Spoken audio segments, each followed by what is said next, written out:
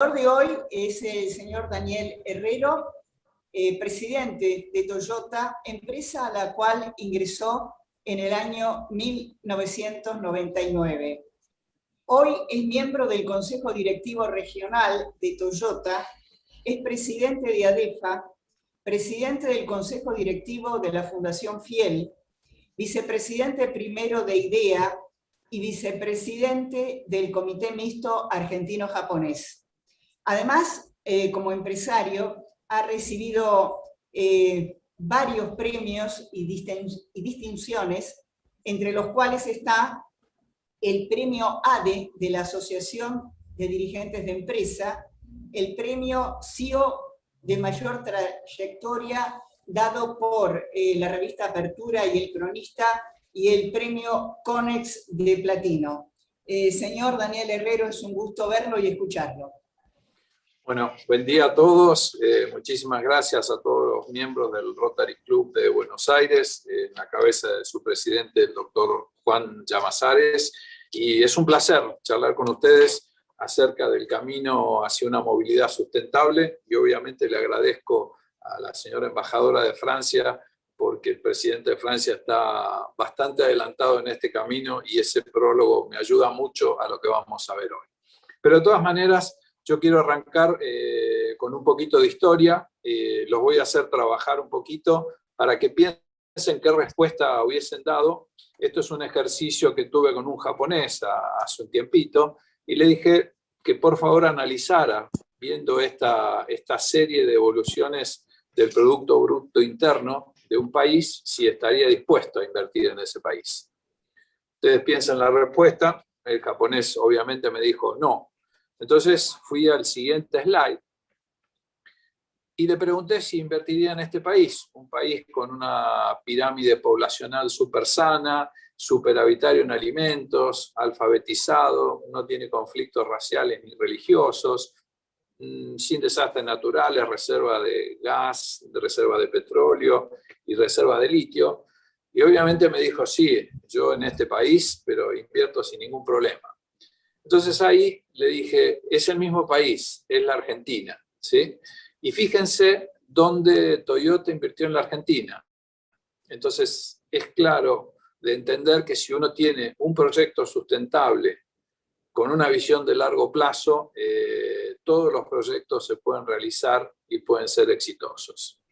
Y creo que Toyota lo fue, porque si nosotros pensamos que arrancamos allá en el año 97, con 600 personas tratando de hacer 10.000 camionetas, y hoy nos convertimos en el productor y exportador número 1 de la Argentina, haciendo 140.000 unidades con más de 6.500 personas, y este año tratando de batir, aún a pesar de la pandemia, el récord histórico de producción para pedir una ampliación de producción para el año que viene de 20.000 unidades. Entendemos que la Argentina es viable si nosotros hacemos lo que tenemos que hacer. Pero bueno, ya hablamos de la historia que fue exitosa en la Argentina, vamos a seguir adelante, entonces tenemos que entender muy bien cómo es el proceso de electrificación en la industria automotriz, los desafíos y oportunidades que se presentan.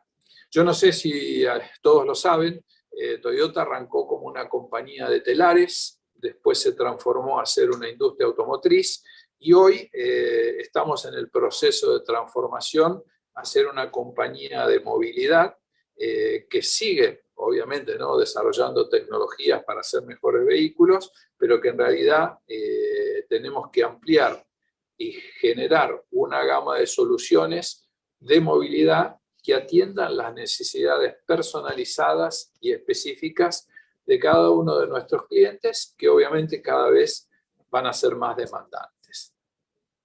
En esos términos, el presidente de Toyota Motor Corporation asegura que los cambios que nosotros vamos a ver en los próximos 5 años van a ser más grandes de lo que hemos visto en los últimos 100 años.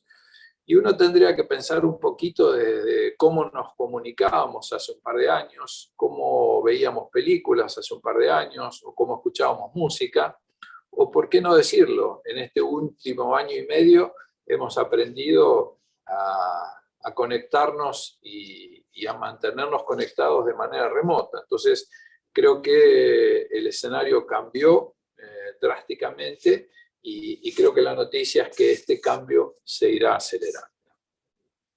Ahora bien, ¿cómo impacta eso en lo que es un servicio de movilidad?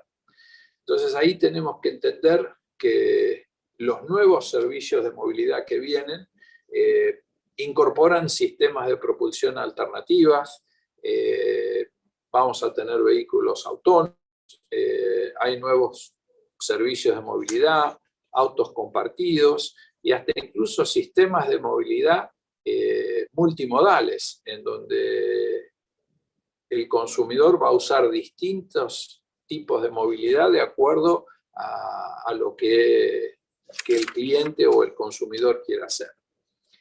Y la pregunta sería, ¿pueden ser estos cambios tan abruptos? ¿Pueden ser tan drásticos?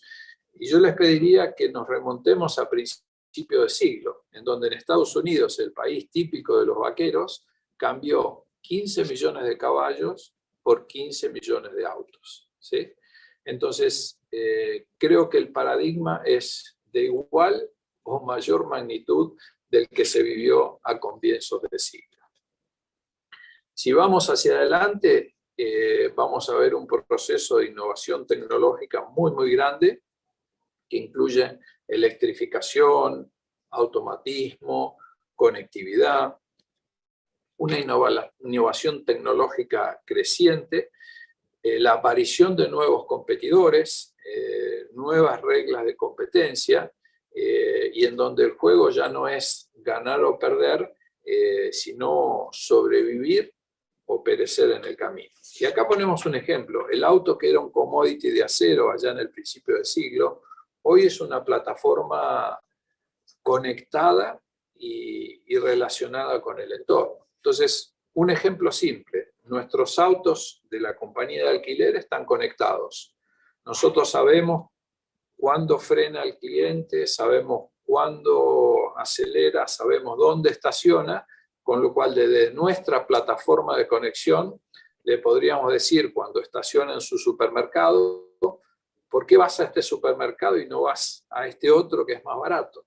Yo influyo en mi consumidor, pero también a su vez la plataforma de conectividad del supermercado le puede decir, ¿por qué viniste en un Toyota? Podrías haber venido en otra marca. Entonces creo que acá aparece este acrónimo que nos va a llevar hacia adelante, y es que lo que viene en términos de movilidad van a ser autos conectados, autónomos, compartidos y obviamente electrificados. Nosotros, desde el punto de vista de Toyota, a nivel mundial, empezamos con nuestra compañía Quinto. La compañía Quinto es una compañía que se dedica a prestar servicios de movilidad desde 1 hora, 1 día o 5 años, lo que el cliente quiera. Y hasta permite la posibilidad de usar durante la semana un auto de pasajeros y el fin de semana usar un vehículo de recreación o un vehículo de carga para atender todas las necesidades de movilidad dentro de lo que un cliente cada vez más exigente nos pueda pedir.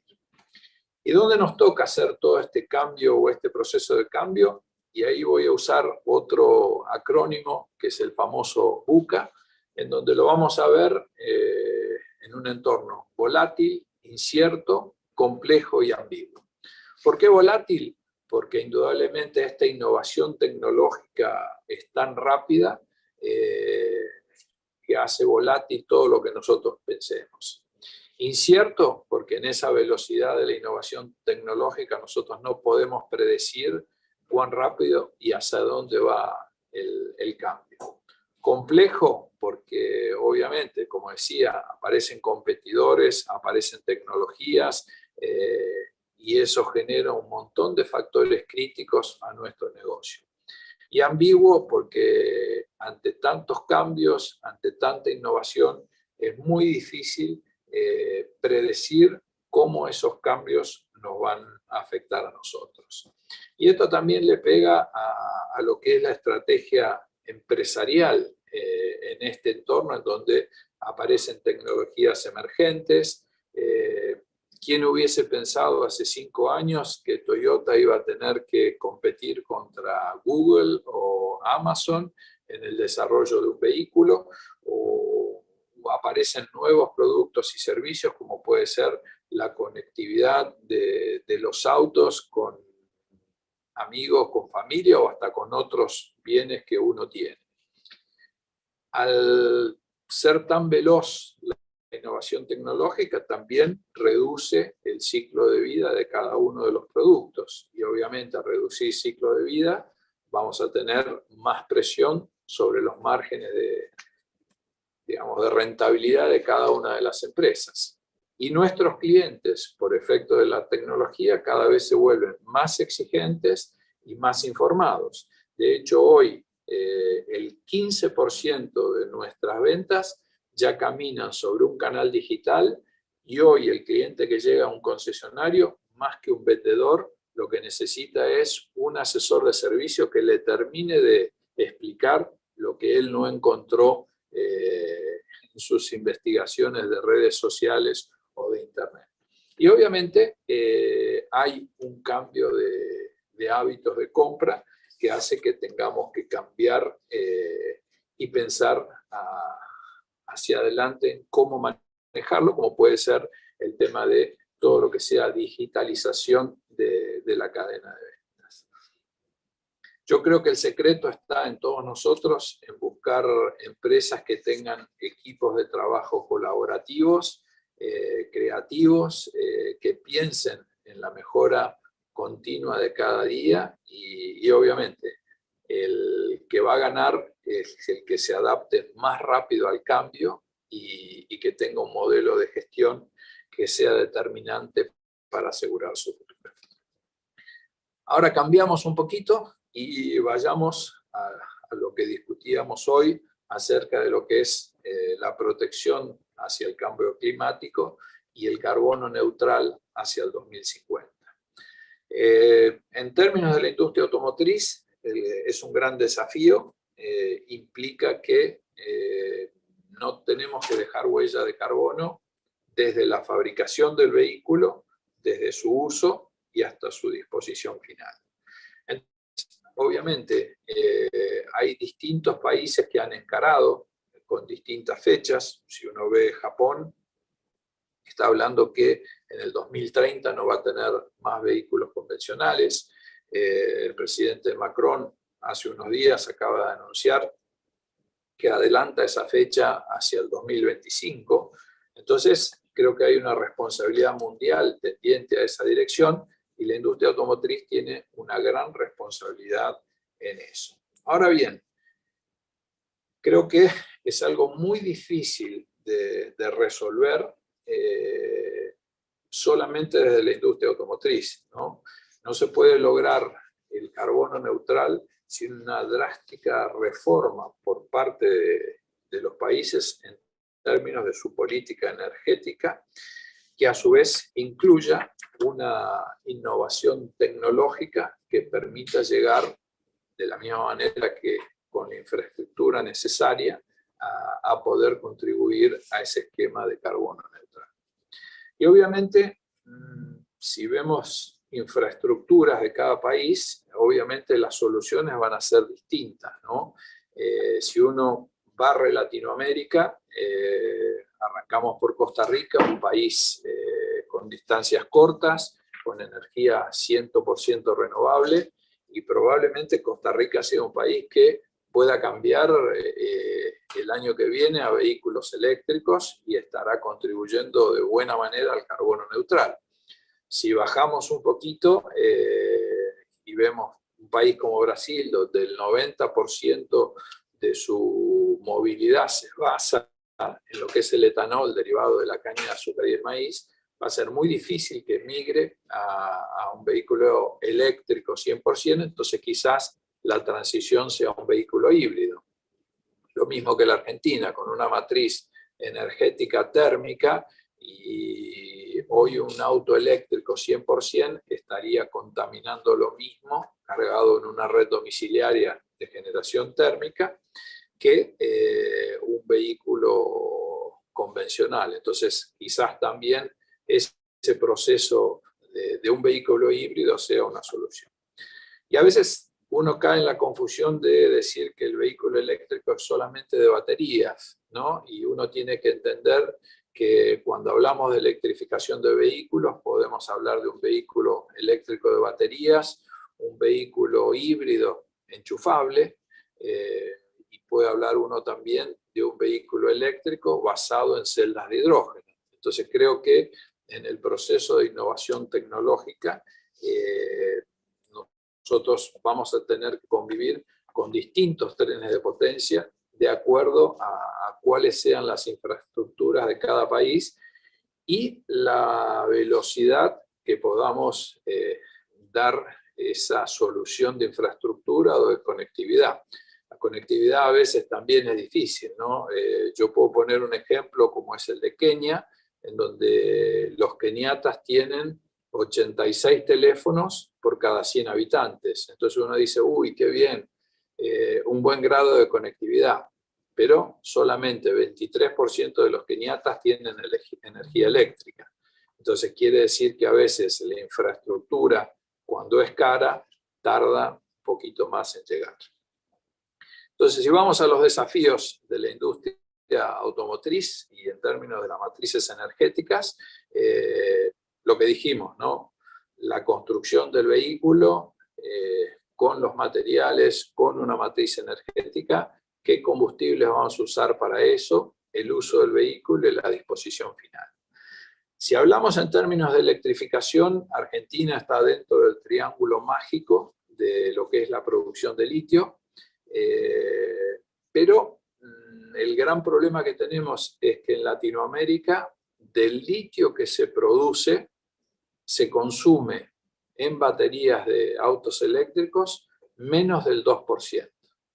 Entonces, hoy Argentina exporta carbonato de litio, es un material totalmente seguro de transportar a granel, en contenedor, no tiene riesgo de temperatura. Sería muy difícil exportar esa misma cantidad de litio en baterías fabricadas cuando el principal consumidor de las baterías se encuentra en Asia, ¿no? China, que es el principal consumidor del litio que nosotros producimos. Entonces, tenemos que avanzar un poquito en la electrificación de los vehículos de Latinoamérica para poder realmente generar la necesidad de una fábrica de baterías en la región. Yo creo que es algo que va a llegar, pero obviamente ¿no? Va a ser muy difícil asimilar en tiempos lo que puede ser la electrificación de vehículos en París a lo que pueda ser la electrificación de vehículos en alguno de nuestras ciudades del sur. Entonces creo que vamos a ver asimetrías o distintas soluciones. En ciudades urbanas con infraestructura, el vehículo eléctrico es el que va a funcionar sin ningún problema. Para distancias más largas o donde no tengamos infraestructura, probablemente un vehículo híbrido nos permita dar una solución. Si vamos una más, en términos de tecnología híbrida, nosotros ya estamos fabricando en Brasil vehículos híbridos, vehículos con etanol. En este caso, lo que logramos a través del uso del etanol y lo que absorbe de carbono en lo que es el proceso de crecimiento de la caña de azúcar o de la planta de maíz, absorber lo que el auto consume durante su uso. En un vehículo híbrido, nosotros estamos reduciendo prácticamente a la mitad el consumo en su trayecto, ¿sí?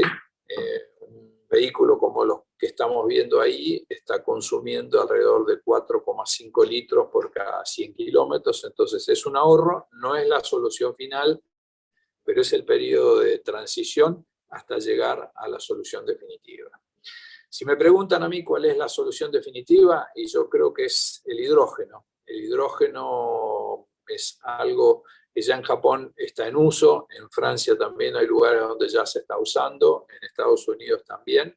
Es una energía 100% limpia y el desecho de la combustión del hidrógeno es solamente vapor de agua, Obviamente es una infraestructura cara. Si nosotros ponemos como ejemplo un tótem de carga de un vehículo eléctrico, tiene un valor aproximado a los $15.000, y una estación de hidrógeno como la que estamos viendo acá tiene un costo de alrededor de $500.000. Entonces son tecnologías muy limpias, pero que obviamente van a tardar un poquito en llegar, pero creo que vienen y tenemos que apostarle a eso. Si vamos al paso siguiente, todos estos cambios, y acá yo he tenido unos cuantos desencuentros con varias personas, todo el mundo habla de que estos cambios o la industria 5.0 va a dejar gente sin empleo. Yo estoy en contra de eso. Yo creo que todos estos cambios y la industria 4.0 va a generar muchos más trabajo, pero esos trabajos van a tener que estar capacitados. Entonces es nuestra responsabilidad capacitar a esa gente. Acá lo que estamos viendo es una estación de hidrógeno en Japón. Este es el primer auto de carrera que tuvo una carrera de larga duración, solamente impulsado con hidrógeno como combustible. Y obviamente hay que capacitar a esa gente para manejar esas tecnologías. Vamos a tener más trabajo, y creo que tenemos la oportunidad también de que nuestros ingenieros, que son muy buenos o especialistas en IT, diseñen junto con todos nosotros los vehículos de la próxima generación, y obviamente, ¿no?, vehículos que van a ser totalmente conectados, o ¿cómo es este vehículo? Es un vehículo autónomo que Toyota puso a disposición para la Villa Olímpica, en donde transporta personas y transporta mercaderías a lo largo de la Villa Olímpica. Entonces creo que es algo que va a llegar y más rápido de lo que todos pensamos. Yo creo que viendo esto hay una gran oportunidad. Tenemos muchísimas oportunidades de ir hacia adelante, y en mi opinión personal, Argentina tiene mucho por hacer. Tenemos todo lo necesario para estar en este proceso de cambio, y no solo hacerlo para Argentina, sino también convertirnos en un gran exportador y un fuerte contribuyente hacia el cambio climático y hacia la provisión de estas nuevas tecnologías o servicios de movilidad para el mundo. Muchísimas gracias, y ahora sí quedo a disposición de preguntas.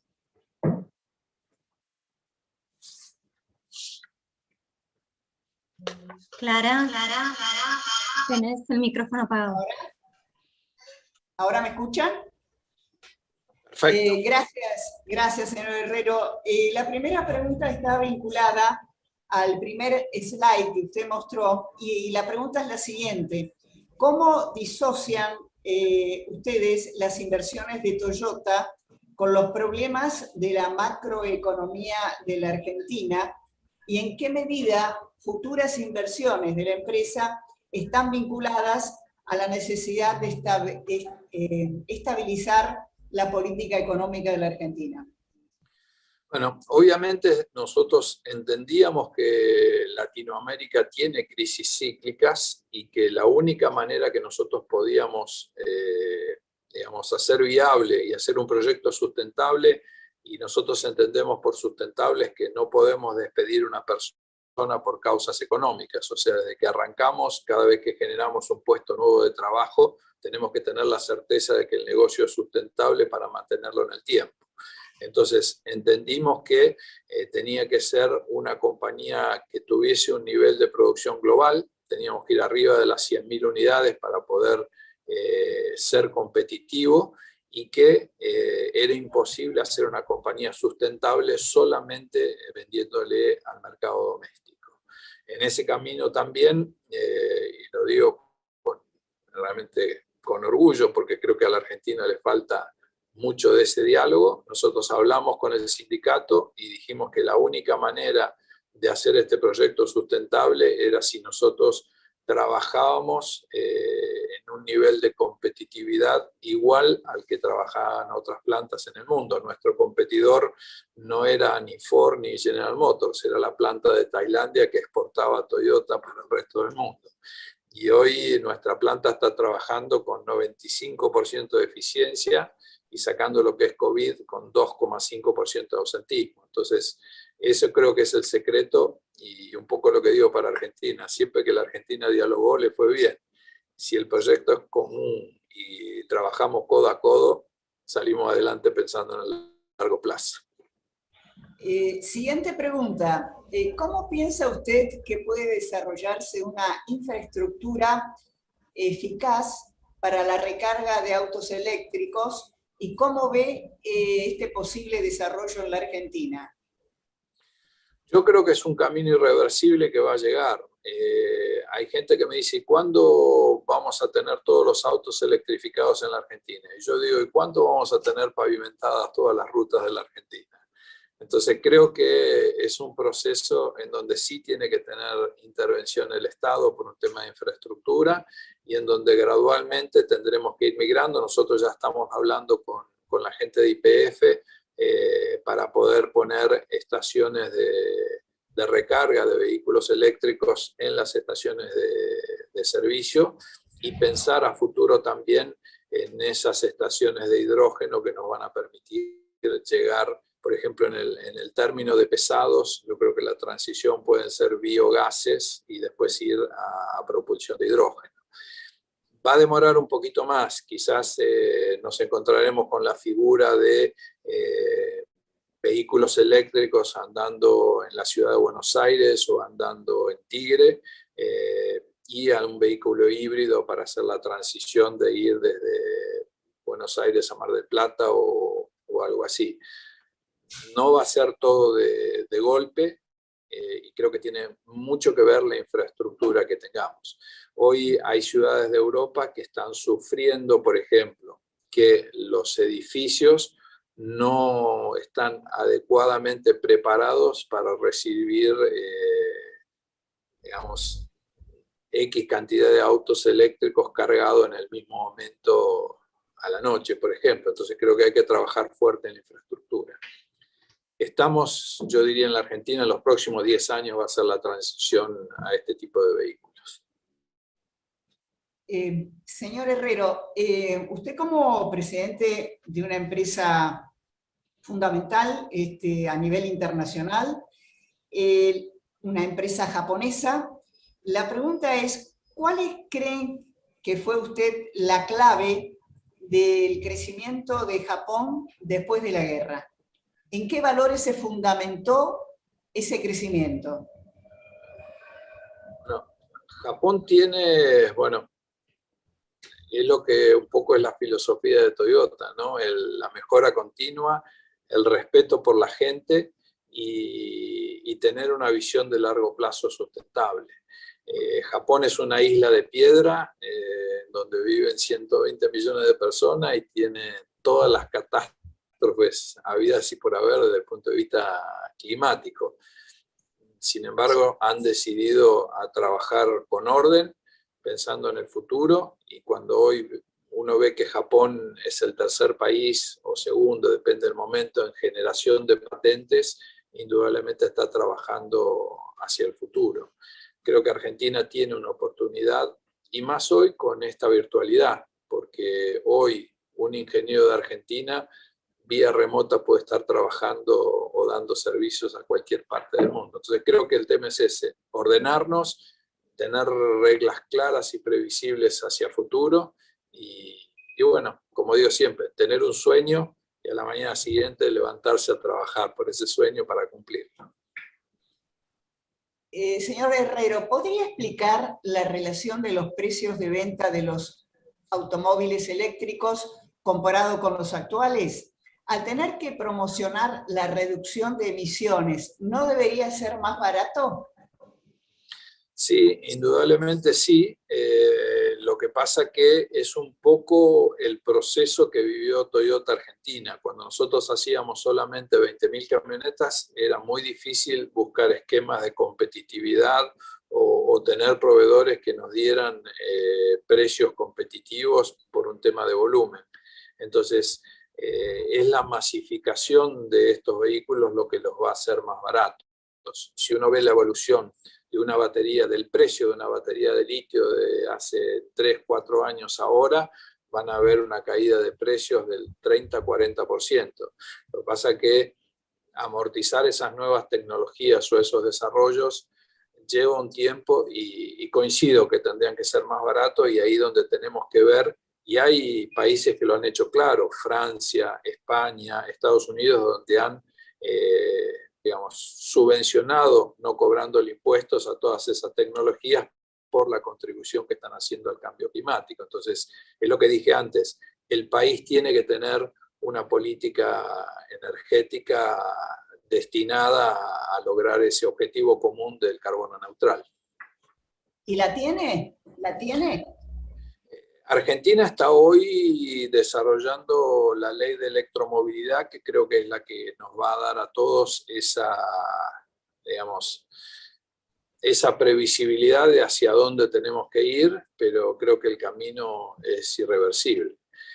Si quieren nos divertimos un poquito. Un auto que nosotros vendemos en la Argentina tiene 55% de impuestos, entonces creo que hay un lugarcito ahí para subvencionar ese cambio climático. ¿En qué medida Toyota permite tomar decisiones a nivel local?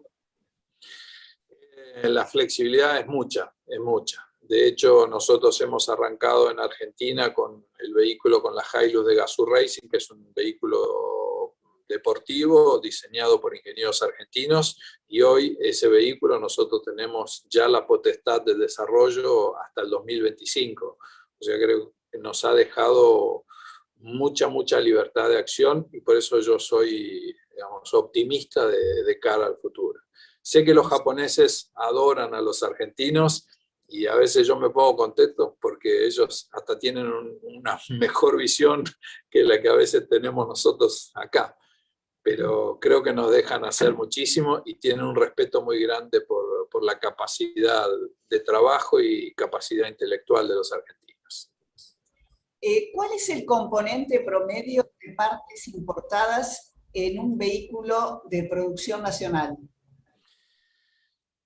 No tengo el dato del resto, pero sí voy a dar el nuestro, y es parte de nuestro esquema de sustentabilidad. Cuando uno tiene un país como la Argentina, que puede tener crisis cíclicas y de tipo de cambio, nosotros la mezcla que decidimos es: no se puede hacer un proyecto sustentable con menos del 40% de contenido local medido partes sobre partes. O sea que hoy una Hilux parte sobre parte tiene 42% de contenido local, y una Hilux hecha en Argentina es igual de competitiva que una fabricada en Tailandia en cualquier destino de Latinoamérica. Entonces, creo que lo que nos falta, y esto sí, que me ayuden todos, les pido, hablamos de los cambios tecnológicos. Un paragolpes de Hilux vale $70. Un audio o un sistema de seguridad vale $800. Si nosotros no tenemos proveedores que generen esas tecnologías o que desarrollen esas tecnologías en la Argentina, va a ser muy difícil poder mantener ese contenido local del 40%. Señor Herrero, siguiente pregunta. El gobierno argentino estableció un compromiso de reducción de carbono para el año 2030. ¿Lo conoce usted? ¿Cree que es factible? Sí, lo conozco. Creo que hay medios dados para eso. En el caso de Toyota, nosotros entendemos que en términos de fabricación, nosotros para el 2025 ya estaríamos siendo neutrales de carbono. Para que tengan una idea, nosotros ya toda nuestra energía viene de paneles solares o energía renovable de eólica provista por YPF Luz dentro de nuestro convenio. O sea, desde el punto de vista de fabricación lo podemos lograr, no habría problemas. Tenemos que trabajar muy fuerte en la cadena de valor, y creo que la gran asignatura pendiente que tiene la Argentina es el tema del reciclaje de nuestros vehículos. Ese creo que es el punto más difícil. Creo que podemos llegar.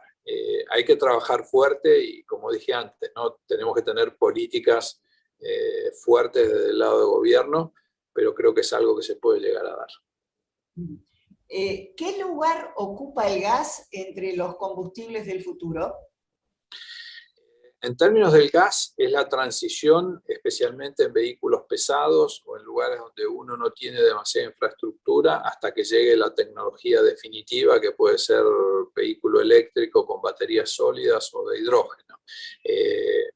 Y en términos de gas, también tenemos una evolución, como está en prueba hoy en Brasil, el tema de los biogases. Yo creo que es una evolución natural, gas, biogás, hasta terminar en algún combustible un poquito, como puede ser el hidrógeno, especialmente en vehículos pesados. Hoy países como India, a través del uso de gas, pueden bajar drásticamente la emisión de carbono. Siguiente pregunta, ¿cuántos ingenieros están trabajando en la empresa? Si son algunos de ellos egresados de la UTN de Campana, y si ustedes trabajan en proyectos justamente con la UTN de la zona. Sí, trabajamos muchísimo en conjunto. Hoy en nuestra planta debemos tener alrededor de 400 ingenieros. Tenemos convenios con la UTN de Campana, tenemos convenios también con el IDVA y hemos hecho muchos proyectos de desarrollo comunes porque entendemos que es parte de nuestra responsabilidad el fortalecer la educación para la Argentina. Yo creo que a la Argentina no le va a faltar trabajo, pero sí tenemos que trabajar en capacitar a la gente para ese trabajo que viene y esa es quizás mi preocupación, no la falta de trabajo, sino que estemos educados para ese trabajo. No, por ahí me salto un poquito del tema, ¿no? Pero en nuestra área de influencia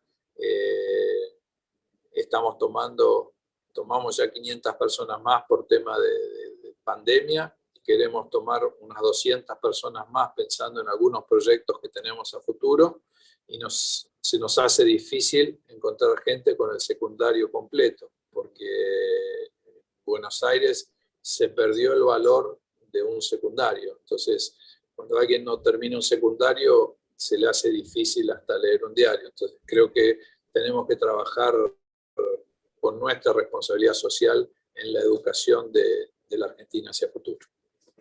Claro, es muy interesante lo que usted dice porque el 50% de los chicos que egresan a la secundaria no la terminan. Y de alguna manera se refleja lo que usted está señalando. Yo doy un ejemplo, nosotros tuvimos un programa, se llamaba Educate para el Cambio. Nosotros subvencionamos durante un año a 100 chicos que habían abandonado el secundario en condiciones de vulnerabilidad social. Les pagamos un sueldo mínimo con el solo trabajo de que estudien. Del lado del gobierno nos dieron todas las facilidades para hacer esa finalización de secundario en un año. De esos 100 chicos, 3 abandonaron, 97 terminaron, y de esos 97, 94 están trabajando y 3 están estudiando con una beca en la Universidad de El Salvador. Entonces quiere decir que la educación es el parámetro que tenemos que defender para esa Argentina grande que creo que todos los que estemos acá queremos. Acá me llega otra pregunta que está vinculada al tema de transporte. Y es la siguiente, si usted cree que los trenes en el futuro van a tener mayor participación en el tema de transporte, ¿cómo ve usted el sector en ese sentido? Totalmente, el tren tiene una influencia muy grande desde el punto de vista de servicios logísticos, desde el punto de vista de transporte de pasajeros, y si uno analiza, por ejemplo, por ahí lo puede explicar un poquito mejor la señora embajadora de Francia, pero Francia está pensando en cancelar vuelos aéreos cuando haya una opción de tren que tenga menos de 2 horas y media de recorrido. Entonces creo que el tren, haciéndolo más rápido, haciendo un tren eléctrico o haciendo un tren de hidrógeno, puede ser una solución y que va a tomar más vuelo. Es parte de ese transporte multimodal que uno va a tener que adoptar hacia futuro por la eficiencia que tiene el transporte ferroviario. Señor Herrero, le voy a hacer la última pregunta. hay una frase suya que a mí me impresionó mucho. Primero el tema de la educación, pero después usted dijo que en los próximos 5 años vamos a ver más cambios que los producidos en los últimos 100 años. La pregunta es, ¿usted cree que en la Argentina, todos los sectores, me refiero a todos los argentinos, instituciones, dirigencia política, empresaria, de educación, ¿somos conscientes de esto que usted plantea? ¿De la velocidad del cambio? No, yo creo que no, y por eso hay que trabajar para eso, pero se viene. Yo hago ejemplos en la pandemia, cuánta gente que no había comprado nunca nada digital y hoy va a hacerlo todo de manera digital. Cuánta gente ya no va a volver a su oficina todos los días, sino que va a ser un esquema mixto entre trabajo remoto y trabajo presencial. ¿Cuántos han cambiado y han decidido que, bueno, el auto está 80% del tiempo estacionado en el garage de casa y yo estoy pagando por eso? Entonces, creo que los cambios se vienen, son irreversibles y hasta incluso mismo hay cambios de patrones de consumo que ya no van a volver atrás. Ya hay modalidades que están establecidas y que nos resultan cómodas, así que el cambio es irreversible y viene para adelante. Tenemos que prepararnos y atender, como dije, ¿no?, a un cliente más demandante, más informado, más exigente y que busca una inmediatez que antes no tenía. Ahora sí le hago la última pregunta porque me llegó otra, y la pregunta es, ¿no tiene Toyota una escuela secundaria técnica propia para darle a la población de la zona posibilidades de crecimiento o está en estudio? Estamos en estudio, nosotros tenemos el Instituto Toyota y el Instituto Toyota lo que hacemos es formación profesional para la empleabilidad de gente de la comunidad y también de toda la gente de nuestra cadena de valor. Viendo la problemática que tenemos o que entendemos que tenemos que ayudar a resolver, después de la experiencia que tuvimos con estos chicos y el colegio secundario, es algo que está en estudio. Lamentablemente, bueno, la pandemia nos cortó un montón de proyectos, pero seguimos con eso en agenda. Daniel, sí, acá cerramos. ¿Cómo ve en perspectiva, en el contexto que estamos viviendo, la industria automotriz en la Argentina? Yo personalmente, sí, yo la veo con muchas posibilidades. De hecho, y pongo el ejemplo, ¿no?, cuando la industria automotriz en su conjunto encontró un camino de diálogo con el gobierno y juntos, sin firmar ningún papel, asumimos el compromiso del lado del gobierno de no cobrar derechos de exportación a los incrementales de exportación y nosotros a mantener empleo y a crecer.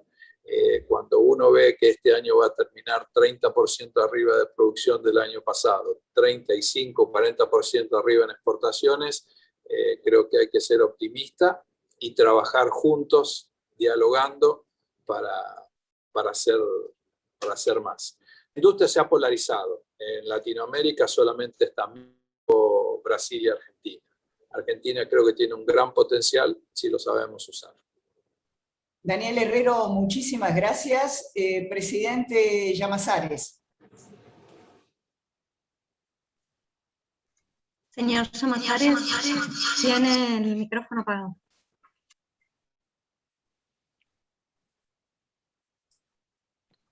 Ahora sí, discúlpeme. Agradecerle al doctor Herrero realmente la interesantísima exposición que nos ha regalado.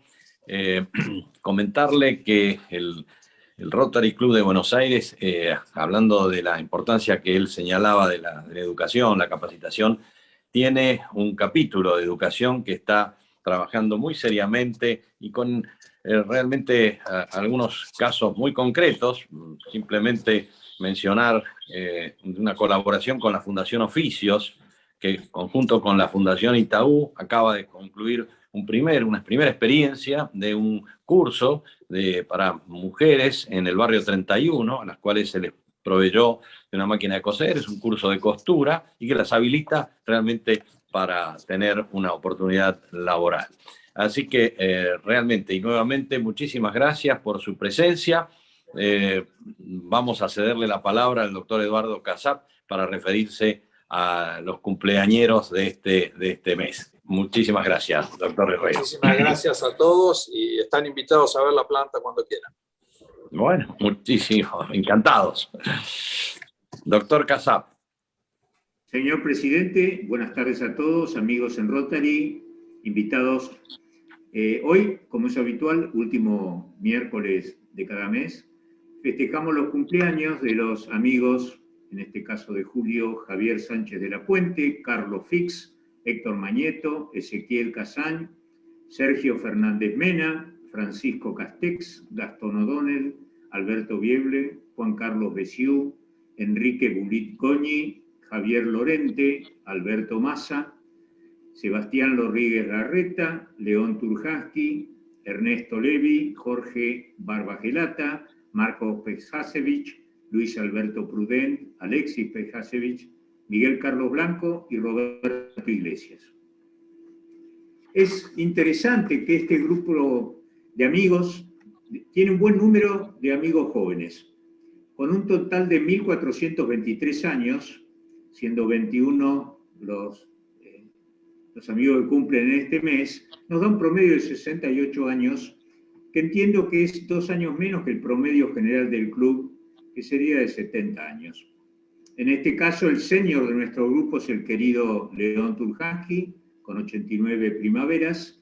El junior es Ezequiel Casañ, con frescos 44.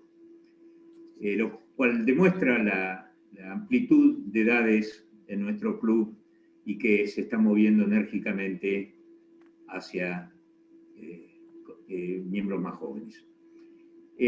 Con respecto a 1923, donde aproximadamente nació León, en la Argentina la división del radicalismo se va haciendo inevitable y 9 senadores radicales se declaran antipersonalistas, que era la suposición al supuesto personalismo de Hipólito Yrigoyen, y apoyan al presidente Marcelo T. de Alvear. En el mundo, en México, es asesinado Francisco Villa, un reconocido revolucionario mexicano. ¿Qué pasaba en 1977, año aproximado en que nace nuestro amigo Ezequiel? En Argentina vivimos el periodo difícil donde la Junta Militar, presidida por el general Videla, lleva adelante el proceso de reorganización nacional. En Estados Unidos, el presidente Jimmy Carter y el cantante Elvis Aaron Presley da su último concierto ese año y poco tiempo después, el 16 de agosto, muere en Memphis, Tennessee, a causa de un infarto a los 42 años de edad. Otro hecho llamativo de 1977 es que 2 Boeing 747 chocan en Tenerife, hay 583 muertos y se considera el accidente aéreo más grande de la historia. Entonces, queridos amigos, queridos socios que cumplen años en este mes, un fuerte abrazo del Comité de Compañerismo y, señor presidente, adelante por favor. Bueno, Eduardo, muchísimas gracias por tus siempre simpáticas referencias a las edades, promedios, extremas y demás de nuestros consocios. De modo entonces que siendo ya la hora, vamos a dar por terminada la reunión de hoy con el tradicional campanazo y damos ahora lugar a los grupos, a las reuniones de los grupos más pequeños. A todos, muy buenas tardes y muchas gracias por su presencia y participación.